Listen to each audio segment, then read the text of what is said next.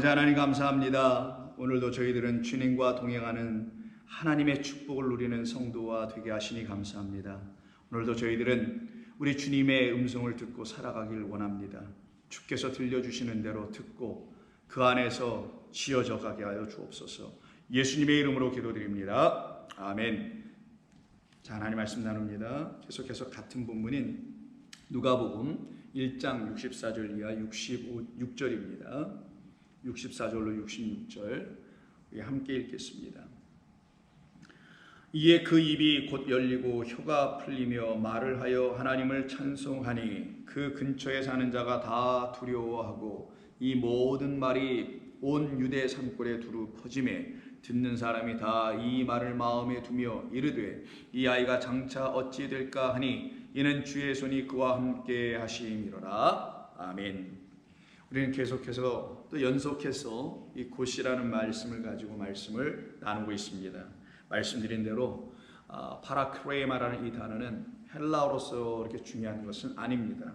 그런 걸 모르셔도 상관없습니다. 그러나 이 말에 담고 있는 뜻이 무엇인지를 알고 있었던 누가는 그 단어를 차용하여 하나님께서 하시는 이 특별히 사가랴에게 하신 그 일이 무엇이며 또한 우리라는 그 데오빌로들에게 행하실 하나님의 일이 이 곧이라는 이 말을 가지고 어떻게 역사될지를 누가가 증거해주고 있음을 우리는 놓치지 않고 있기에 이 말씀을 좀 더 구체적으로 우리가 잘 살펴보게 되는 것이라 저는 믿습니다.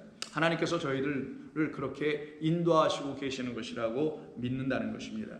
그래서 그 사람 사가랴가 곧 입이 곧바로 열리고 혀가 풀리며 이 말을 그래서 말을 하며 랄레오 말을 하며 하나님을 찬송하게 되었다고 말씀드렸죠. 그래서 어제는 우리가 베드로의 그 부인하는 이야기를 통해서 곧바로 닭이 울었던 그 말씀의 의미가 무엇인지를 함께 살펴보았습니다. 그것은 곧 우리 모두를 향한 하나님의 또한 동일한 말씀이기도 한 것이었죠. 그래서 그 말씀이 진리로 우리 가운데 다가오게 될 때 그 말씀이 우리 가운데 정말 하늘을 열어주는 생명의 말씀으로 즉각적으로 우리에게 들려지게 되는 것이죠. 그래서 주저하지 않고 지체하지도 아니하고 이것저것 생각하지 아니하고 그 순간 결단하고 그 결단이 뭐 자기 의지로 한다기보다는 강력한 하나님의 힘에 의해서 결단되는 거예요.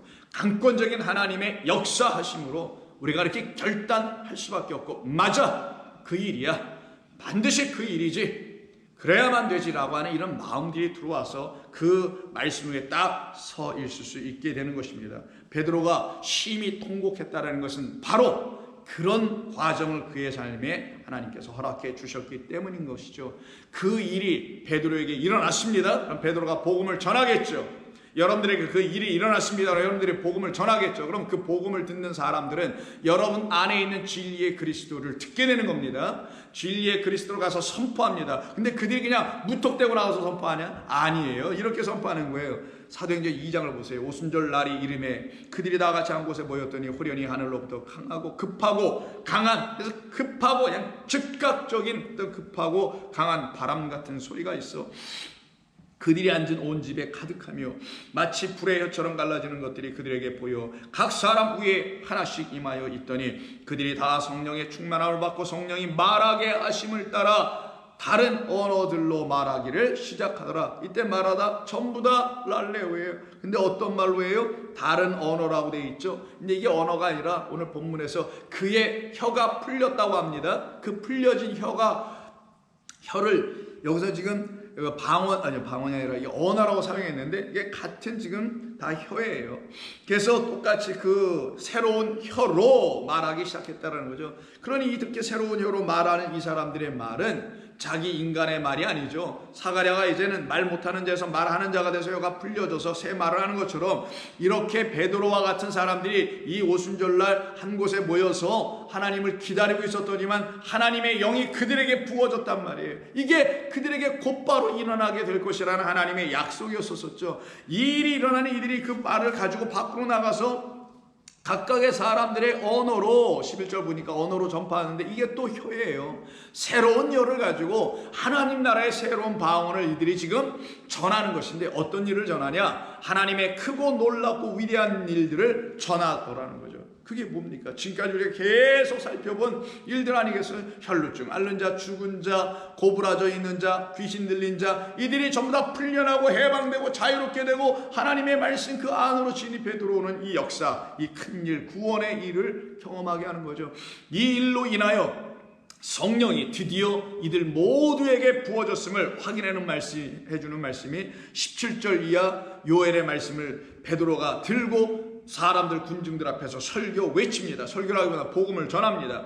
하나님이 말씀하시기를 말세에 내가 내 영을 모든 육체에 부어주리니 너희 자녀들은 예언할 것이요 너희 젊은이들은 환상을 보며 늙은이들은 꿈을 꾸리나 그때 내가 내 영을 내 남종과 여종들에게 부어주리니 그들이 예언을 할 것이요 내가 위로 하늘에서는 기사를 아래로 땅에서는 징조를 베풀리니 곧 피와 불과 연기로다 라고 하는 하나님이 행하시는 모든 일들이 이렇게 피, 불, 연기라는 상징적인 것들이라는 걸 알게 해주는 거고, 그러나 그 상징성 안에는 참된 진리를 담고 있다는 걸 깨달아 보라는 거예요. 그때 드디어 그것을 알게 된 사람은 주의 이름을 부르는 자들이 돼요. 그래서 주의 이름을 부르게 할 수 있는 사람들이 사도들이었는데 이들이 다 누구냐? 오순절날 이 안에서 성령을 받은 사람들이었던 거예요. 그 성령에 의해서 혀가 바뀌어졌네요. 뒤틀려지고 왜곡된 그 혀들이 쫙 펴져버린 거예요. 굴곡된 그 땅이 쫙 펴지게 하는 세례 요한의 일들이 이들에게도 나타났던 것이죠.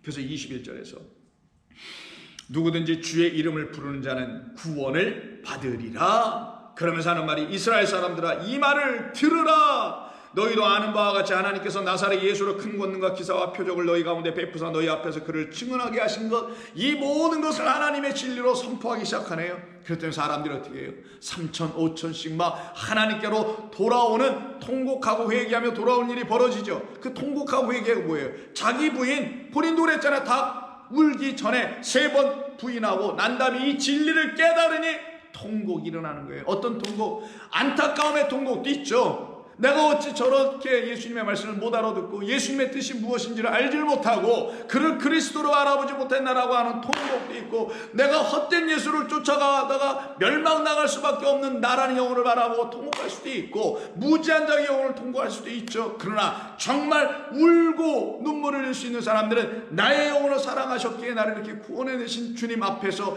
그들이 눈물을 흘리고 자복하지 않을 수가 없지 않을까요? 바로 그런 역사가 일어나게 되니 드디어 이들이 꼭 하나님께서 가라 하신 그곳으로 가네요.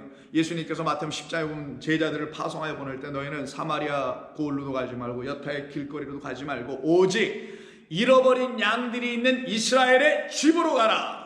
그럼 이스라엘의 집, 성전인데 그 성전이 다 뭘로 채워졌다라는 거예요?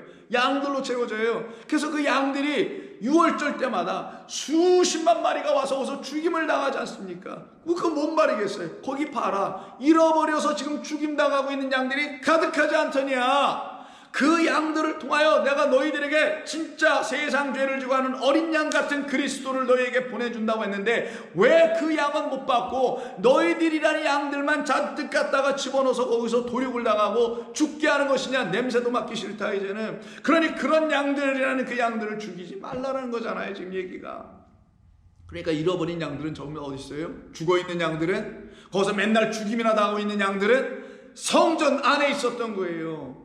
6월절이란 절기의 뜻도 모르고 그냥 마구 지켜내기만 했던 그런 종교심과 역사적 전통만 붙들고 행해하고 있었던 그들에게는 사망, 죽음, 도륙당함, 빼앗김, 멸망당함 밖에 그들에게 있는 것이 없던 거예요. 그래서 예수님께서 너희는 다른 데로 가지 말라. 하나님을 가르친다고 하는 저 성전에 가봐라. 거기에 내 영혼들이 전부 다 죽어 있단다. 눈 감고 있고 자고 있고 그리고 귀머거리 된 상태로 있고 보지 못하고 있고 마음은 완고하고 둔하여 깨닫지 못하는 영혼들로 전부 다 죽어 있단다. 거기에 가서 내 말을 전하라. 하나님의 말씀을 그리스도로 다시 전해줄 때에 거기에 죽어있던 영혼들이 다 예수님의 말씀을 듣고 나오죠. 그래서 요한복음 10장에 보시면 예수님께서 그 우리 안에 가셔서 그 갇혀있는 자들을 향하여 그 음성을 보내주시니 그들이 듣고 전부 다 나오고는 다른 음성, 다른 주인에겐 더 이상 따라가지 않는 자들로 다시 만들어진 역사가 일어나죠. 그래서 사도행전 3장을 보시게 되면 제9시 시간에 베드로와 요한이 성전에 올라가게 되는 거예요. 드디어 가라는 대로 가라고 명령하신 그곳으로 가게 됩니다. 거기에 가득 차 있으니까. 근데 가자마자 입구에서부터 시작되네. 그 안을 아직 들어도 안 갔는데 그 입구서부터 시작이에요. 그러니까 입구까지 꽉 찼다라는 것을 의미하지 않겠어요? 그냥 안에가 꽉 차고 미어 터지는 지경이고 그냥 입구까지 밀려 나오는 상황이죠. 상상 좀 한번 해보자고요. 그래서 입구에 어떤 한 사람이 앉아 있습니다. 이가 바로 잃어버린 양, 도살당한 양, 매일 죽어가고 있는 양,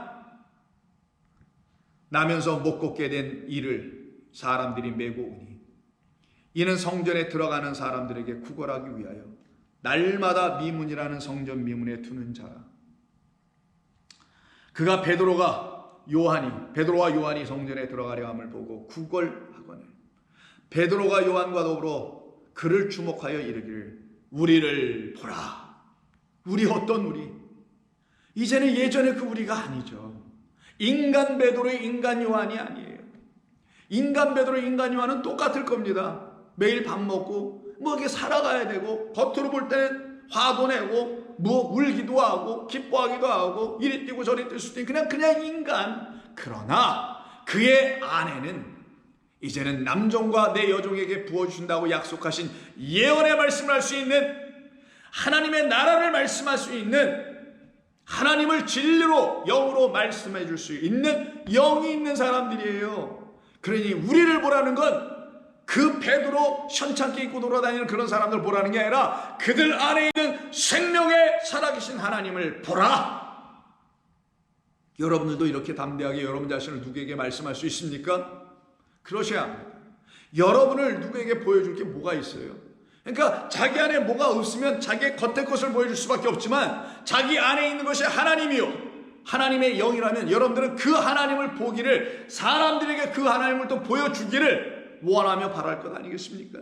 그래서 베드로와 요한이 우리를 보라. 그가 그들에게서 무엇을 얻을까요? 이렇게 쳐다봤어요. 바라보고는 베드로가 이르되 그래 너 봤지? 우리가 입은 행색을 보니 우리가 뭐 너에게 금과 은 같은 거 이런 거 줄 수 없는 사람으로 보이지? 그것이 바로 내가 우리를 본 겉의 모습이야. 그러나 금과 은이 아닌, 금과 은으로 이렇게 성전이나 도배하고 있는 그런 거나 짓게 하고 있는 그런 것이 아닌, 보이는 것, 겉의 것, 사람이 만져서 취할 수 있는 그런 것이 아닌, 만질 수도 없고 취할 수도 없지만 취하게 해주시며 느끼게 하시며 완전히 하나님의 임재 가운데 거하게 하시는 하나님의 영이 우리 가운데 있단다. 그것을 내가 너희들에게 주려고 하는 것이다 라는 게 복음 전도자들이 하는 일인데, 이 일을 지금 베드로와 요한이 하고 있는 거예요. 무엇을 얻을까 하고 바라보거늘 베드로가 이르되 은과 금은 내게 없거니와 내게 있는 이것을 내게 주노니 나사렛 예수 그리스도의 이름으로 일어나 걸으라. 자, 그러면 베드로가 갖고 있었던 것, 금과 은 겉의 것이 아니라 그들 안에 계신 나사렛 예수 그리스도가 계셨던 거예요. 나사렛 예수 그리스도가 그들 안에 계시니 그들도 나사렛 예수 그리스도라는 이름으로 살아가고 있는 자들이요. 이제는 베드로도 요한도 아니요. 베드로 요한, 잘못된 예수 바라보고 있었던 그 베드로 요한, 겉의 베드로와 겉의 요한은 다 이미 부인당했죠. 누구로? 그 달게 섬김으로, 울어주심이라는 말씀 전해주심으로, 한 번은 율법이, 한 번은 은혜와 진리를 담은 복음으로 울어주심으로, 이젠 겉의 베드로가 아니고 겉의 요한이 아닌 속에 그리스도를 모시고 있는, 그래서 그리스도인이 되어 있는 그 그리스도 예수, 나사렛 그리스도 예수의 이름으로 그 사람을 일으켜 세우게 됩니다. 7절 오른손을 잡아 일으키니 발과 팔목이 곧바로 힘을 얻고, 여기 파라크레마가 쓰입니다. 사도행전은 아시다시피 누가가 쓴 겁니다. 그래서 누가는 사도행전에서 상당히 많이 쓰는데 다 다룰 수는 없어서 몇 군데만 제가 여러분들에게 소개시켜 드리는 것 뿐인데, 그 중에 하나가 지금 여기입니다. 곧바로 손을 딱 잡으니, 오른손을 잡으니 발과 발목에 곧 힘을 얻게 되네요. 많은 상징적인 의미가 있습니다만 제가 이런 것에 여기서 구체로 다 설명하지 않겠습니다. 전에도 여러 번에 걸쳐서 말씀한 것이 있으니까 그것으로 대체하기로 하고, 오른손이란 진리로 그를 다시 일으켜 세우는 겁니다.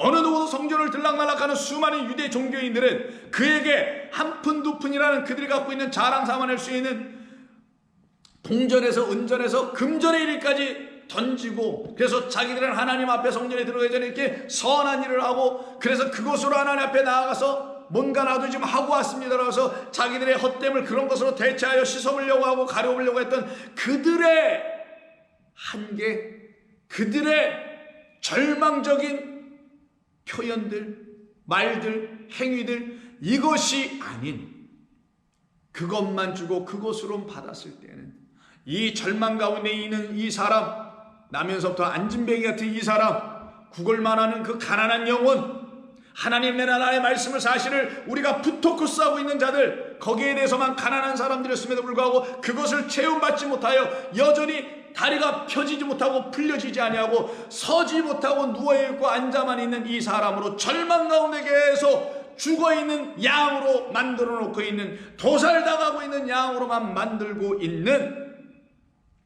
이 사람에게 베드로와 요한은 드디어 진리의 손을 내밀고 그를 일으켜 세웁니다. 진리의 오른손으로 오신 의의 손, 벤야민이니까 말 그대로 오른손의 아들로 이 땅에 오신 그리스도 예수를 그에게 새 이름으로 주래요. 이름은 말씀이니까 그 말씀을 그에게 다시 넣어주기 시작하는 겁니다. 그랬더니만 곧바로 힘을 얻고 8절 뛰어 서서 걸으며 그들과 함께 성전으로 들어가면서 걷기도 하고 뛰기도 하며 하나님을 찬송하니, 모든 백성이 그 걷는 것과 하나님을 찬송함을 보고 기뻐하네요. 여러분, 이 사람에게도 사가랴처럼 입이 열리고 혀가 풀리니 말을 하게 되어 하나님을 찬송하더라. 이 역사가 일어나는 것처럼 이 사람에게도 똑같이 풀려지고 해방되고 하나님의 영이 그에게 부어지는 역사가 일어나니, 그에게 즉각적으로 급전으로 일어나야 될 필요한 것은 바로 금과 은이라는 물질을 말하는 게 아닙니다. 어려운 사람에게 물질 도와줘야죠. 성경은 그런 얘기를 하는 게 아니라 저 성전이 금과 은으로 도배되어 있단 말이에요. 더군다나 이 성전 원우문이라고 되어 있어요. 미문, 아름다움은 말 그대로 아름답게 장식한 그 문 앞에 있단 말이에요. 금과 은으로 도배되어 있는 그 문, 그런 성전이 아닌 나사렛 예수 그리스도라는 예수 말씀 성전으로 다시 지어지게 되는 역사가 이 사람 영혼에게 이루어지는 일을 즉각적으로 이루어내신 여호와 하나님은 그 일을 이루어내시기 위해서 이와 같은 베드로를 부인케 하시고 시인케 하시며 다시 영을 부어 살아나게 하셔서 그 살아나야 될 영혼들에게 가서 그 죽음들을, 사망을 생명으로 옮길 수 있는 자로 하나님께서 구별해 내게 되는 겁니다. 이 일로 인하여 모든 백성이 구절해 보니까 그 걷는 것과 하나님의 찬송함을 보고 그가 본래 성전 미문에 앉아 구걸하던 사람인 줄을 알고 그에게 일어난 일로 인하여 심히 놀랍게 여기며 놀라더라. 그러면 이 한 사람이 일어나요. 그 성전을 출입하고 있는 그 모든 사람들을 이 한 사람을 통하여 또다시 우리 주님을 말씀하신 것이죠. 너희들이 바로 이렇게 앉아서 구걸하고 있는 자들이야. 너희들이 구하는 것 금과 은 아니었느냐? 너희들이 구하는 것은 나에게 와서 금, 은을 내놓고 더 큰 금, 더 많은 은을 구하려고 하는 자들 아니었더냐? 그러나 그 금과 은을 구하는 너희들이 나라는 하나님을 잘못 보고 잘못 깨달아 그렇게 하는 것이니 그 하나님 너희들에게 막인 것을 알아라. 그 하나님을 너희가 죽이고 부인하고 너희는 나와 함께 다시 일어나야 할 그리스도에게 내가 이미 보내준 그 영으로 살아나야 될 것 아니겠느냐. 그래야만 너희가 진정 이 한 사람을 통하여 너희 모두도 살아나야 될 백성이 되는 것이란다. 이 일이 이들 가운데 일어나는 역사를 이 베드로를 통해서 이루어내시게 됩니다. 또 한 사람, 여전히 눈을 뜨지 못하여 하나님을 온전히 바라보지 못하고 있었던 사울이라는 사람을 하나님께서 다시 바울로 만들어 놓으시고는 그를 하나님께서 보내시죠. 제2차 전도여행을 떠나요 빌립보 지역으로 넘어가게 됩니다. 그때는 디모데와 실라와 함께 떠나가게 됩니다. 그리고는 그들이 빌립보에 가서 복음을 전하는 가운데 23절 이하에 보니까 갑자기 무슨 일이 벌어지냐, 든든히 지키라고 하는 그 옥이 와장창 무너지고 옥문이 열리고 그들을 발목을 붙들러 매고 손목도 붙들어 맸던 그 착고들이 수갑들이 죄다 풀려지는, 왜 또 풀려져요? 묶여진 자들을 풀어내야 되니까요. 감옥에 갇힌 자들을 풀어내야 되니까요. 어떤 감옥? 이 유대 종교와 기독교와 모든 여타의 인간이 만들어낸 그 종교가 만들어낸 그 안에 갇혀있는 그 감옥들 안에서 그들이 준 말에 묶여가지고 갇혀있는 그들의 영혼을 우리 주님께서 빌립보라는 지역으로 이 두 사람 바울과 실라를 보내셔서 다시 보게 하시고 다시 깨닫게 하시려고 한 것 아니겠냐고요. 그때 이 모든 상황을 지켜보았던 누구? 간수 한 사람을 드디어 구원해 내시는 이야기. 그 옥을 지키는 자 결국 누구겠어요? 이 세상이라는 옥을, 그리고 이 세상은 종교라는 옥을 관장하고 지키고 있는 그 한 사람의 영혼을 드디어 끌어내게 되는 겁니다. 24절, 그가 16장 24절입니다. 이러한 명령을 받아 그들을 깊은 옥에 가두고 그 발을 착고에 든든히 채웠더니 한밤중에 바울과 실라가 기도하고 하나님을 찬송하며, 그럼 이들은 기도하고 찬송했다는 기도는 진리의 말씀을 하나님께 드리는 것이니 이들의 입은 열리고 혀가 풀려진 상태의 사람들이라는 걸 알려주는 말이죠. 그리고 이들이 풀려졌으니 사가랴처럼 찬송하지요. 이게 바로 하나님의 영을 가진 자, 할례 받은 자들, 살아난 자들, 하나님의 즉각적인 일하심이 일어난 백성들이었던 거예요. 이들이 지금 하나님을 찬송하니 죄수들이 듣더라. 어떤 죄수들? 이 세상의 옥에 갇혀있는 그 죄인들이, 그 옥중에 갇혀있는 범죄자들은 크리미널을 말하는 게 아니라 이 세상 아래 갇혀있는 율법 아래서 한 번 낳고 있는 상태에서 그리스도 예수로 말미암아 하나님을 믿지 못하고 있는, 그래서 나를 믿지 못함이 죄라고 하는 그런 죄인들, 그 그리스도를 가르치지 못하여 여전히 죄인으로 살아가고 있는 자들, 이들이 그 말을 듣네요. 기도를 들어요. 기도였겠어요? 뭐 이거 자꾸 풀어달라는 기도였겠어요? 아니죠. 하늘의 진리 아버지의 뜻, 소원하심이 무언지를 그 가운데서 기도하니, 외치니, 찬송하니, 새 노래로 부르니 이 죄인들이 다 듣죠. 이에 갑자기 큰 지진이 일어나서 옥터가 움직이고, 이 말은 뭐겠어요? 결국 이 말을 들은 그 죄인들의 삶의 영혼 안에 일어나는 일들이라는 걸 말해주는 겁니다. 이게 복음 전도자들이 하는 일이었던 것을 또한 성경은 증거하고 있는 거예요. 이에 갑자기 큰 지진이 나서 옥토가 움직이고 문이 곧 다 열리며 모든 사람이 매인 것이 다 벗어진지라. 간수가 자다가 깨어 옥문들이 열린 것을 보고 죄수들이 도망한 줄을 생각하고 칼을 빼어 자결하려고 하거든 바울이 크게 소리질러 이르되 내 몸을 상하지 말라, 우리가 다 여기 있노라. 간수가 등불을 달라고 하며 뛰어들어가 무서워 떨며 바울과 실라 앞에 엎드리고 그들을 데리고 나가 이르되 선생들이여, 내가 어떻게 하여야 구원을 받을 수 있습니까? 하나님이 하시는 일이었던 거죠. 이 말을 하게 하시려고 바울과 실라는 기도했던 것 아니었겠을까요?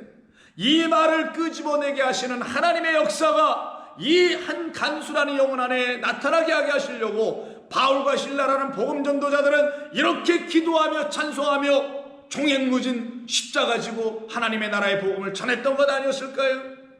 그런데 사람들의 영혼에서 이와 같은 말이 나오게 하지 아니하고 엉뚱한 말만 나오게 하는 것이 이 시대의 복음 전도의 결과라면 그게 무슨 복음 전도겠느냐고요.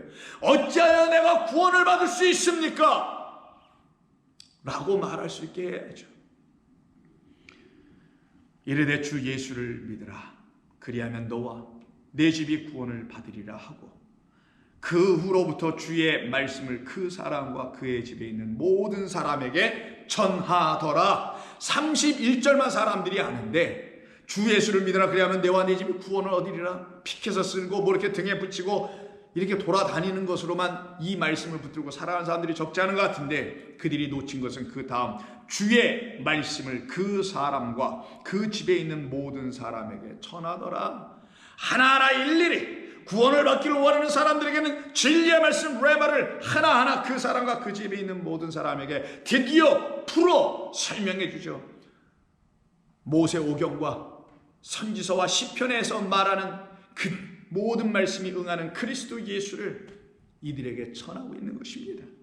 그 밤, 그 시각에 간수가 그들을 데려다가 그 맞은 자들을 씻어주고 자기와 온 가족이 세례를 받은 후 그들을 데리고 자기 집에 올라가서 음식을 차려주고 그와 온 집안이 하나님을 믿음으로 크게 기뻐하더라. 여기도 찬송과 기쁨이 넘치네요. 근데 어딜 눈 씻고 자도 우리가 계속 지금 나누고 있는 곧바로 즉시 파라크레마라는 말이 들려지지 않아요. 그럼 여기에 그 말을 미스했다라는 것을 알 수가 있는 것이죠. 어디에 그 말을 쓰지 않고 기록하지 않았냐면, 번역하지 않았냐면 다시 읽어보면 33절에 있습니다. 그 밤 그 시각에 간수가 그들을 데려다가 그 맞은 자리를 씻어주고 자기와 온 가족이 다 모두 다 즉시, 이게 없어요 여기서, 즉시 곧바로 세례를 받았다라는 말이 있습니다. 즉각적이죠. 물세례, 성령세례가 이들에게 드디어 나타나기 시작하는 거예요. 하늘의 물로 이 땅에 오신 성령께서 그들에게 진짜 세례를 주시는 물, 참된 하늘의 물과 참된 그 물만이 하나님의 영이라는 사실을 알게 하는 그 세례를 물로 받고 성령을 입는 사람들이 되는 일이 하나님의 뜻인데 어찌 이것이 그들에게 즉각적으로 나타나지 아니할 수 있을까? 그래서 이 사람이 어떻게 돼요? 그 세례를 받고 온 가족이 기뻐하며 나리샘의 상관들이 부하를 보내어 이 사람들을 놓으라 하니 간수가 그 말대로 바울에게 말하되 상관들이 사람을 보내어 너희를 놓으라 하였으니 이제는 나가서 평안하거나 하거라. 그러니 간수는 바울과 실라의 하나님의 보내심의 이 과정을 통하여 그들의 기도와 찬송 소리를 통하여 하나님의 역사하심의 그 현장에 있지 아니하였더라면 그는 자결하고 죽을 수밖에 없는 세상 옥에 여전히 갇힌 자일 수밖에 없게 되겠죠. 결국 이러 죽으나 저러 죽으나 이 세상 옥에 갇혀있는 자들은 다 죽는 건데 그렇게 죽을 수밖에 없는 자들의 삶을 이 간수를 통하여 보여주셨으나 그런 그들을 헛되게 죽게 하지 아니하시고 복음 전도자들을 만나게 하시어서 다시 생명의 복음 주 예수 그리스도를 믿으라 그리하면 너와 내 집이 구원함을 얻으리라는 그 진리의 말씀의 대주제, 설교 주제를 걸어놓고 그 집안에서 그 간수라는 사람과 그리고 그 집안의 모든 사람들에게 이 진리를, 그리스도를, 복음을, 구원을, 믿음을 가르치기 시작했더니 그들에게 물이 하늘로부터 쏟아지고 그들에게 성령이 부어지는 것을 하나님이 허락하셨다는 것을 즉각적으로 곧바로 세례 받음으로 증거해 주고 계셨던 것입니다. 사랑하는 성도 여러분, 우리는 지난 여러 번에 걸쳐서 이 곧이라는 말, 오늘 본문 64절에서 그 입이 곧 열리고 할 때 이 곧 파라크레마를 가지고 계속해서 말씀을 나누어 보았습니다. 이 말씀은 우리에게 참된 진리를 전해 주었습니다. 우리로 하여금 무엇이 어떻게 역사되고 나타나야 되는지를 우리가 깨달아 알게 되었습니다.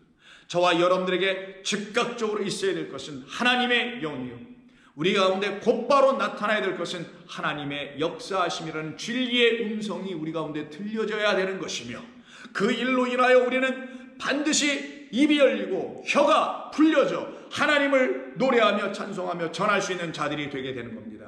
그때 비로소 이 사가랴 또한 입이 열리듯이 저와 여러분 모두도 입이 열리는 그 같은 축복이 있게 될 줄로 믿습니다.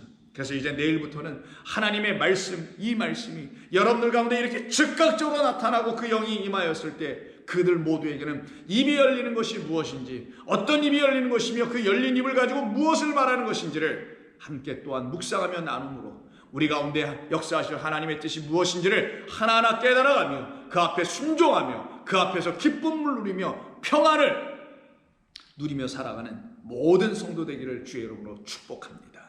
기도하겠습니다. 하나님 아버지 감사합니다. 주님께서 저희들을 사랑하셨기에 이 말씀을 저희들의 귓가에 들려주시는 것이며 우리들을 주께서 긍휼히 여기셨기에 자비로 말미암아 우리를 구원해내고 계시는 말씀을 계속 보내주시는 줄로 믿습니다. 성도들 모두에게 하나님의 이와 같은 역사가 일어나게 하여 주시며 그리고 그들이 섬기고 그들이 세워나가는 그 집이, 그들의 집 모두가 마치 이 간수의 집의 모든 집안의 사람들이 다 세례를 받았던 것처럼 하나님의 생명의 우엔물이 성도들의 집안에 있는 자녀들과 남편들과 아내들 모두 위에도 흘러 들어가게 하여 주시옵소서. 쏟아 부어 주시옵소서. 예수님의 이름으로 기도하옵나이다. 아멘.